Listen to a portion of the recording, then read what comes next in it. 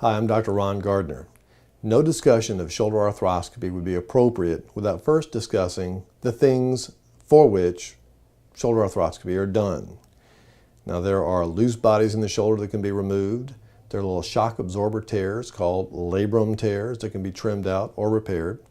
The biceps can have a partial or a full thickness tear.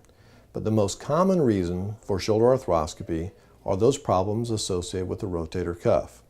Either a pinching, called an impingement, or a partial or full thickness rotator cuff tear, which can be trimmed and or repaired both arthroscopically and the most common fashion, which is called mini open. Now, there are some other things for which we do a shoulder arthroscopy, like instability, but those are pretty uncommon and really won't be discussed in this discussion here today. Now, before surgery, of course, we're very careful about getting a good diagnosis. The better outcomes after surgery are those outcomes associated with full motion before surgery. So you may be asked to go to therapy prior to surgery to get all your motion back. Now, once in the surgical setting, normally we do an arm block so that a person requires less anesthesia to keep them asleep, and also so they wake up easier with less pain in the arm. That's done by the anesthesiologist before we go in the operating room. The surgery itself is done under general anesthesia. It's usually 3 or 4 puncture holes, and the puncture holes are so small we don't even put stitches in them. After surgery, you'll be in a sling. You'll go to physical therapy most likely the very first day or the second day after surgery, because we really don't want that shoulder to get stiff. And for the first 6 weeks or so after surgery, that is our primary concern, is to return the motion to the shoulder. Once the motion is returned, then we go after functional recovery, which is usually strengthening, but can also be velocity training. If you don't have a rotator cuff repair, it's about half the time for recovery as opposed to someone with a rotator cuff repair. Motion is more difficult to recover after a rotator cuff repair.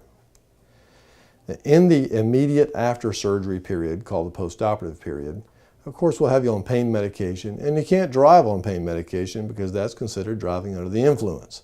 So you'll need to have somebody else drive you. And even after you're off the pain medication, you'll need to make sure that if you're driving, you would be okay. If every other driver on the road were just like you. So kind of use that as a self-test. Now, there's no such thing as surgery without risk. This, like every other surgery, has certain inherent risks. Giving you anesthesia of any kind.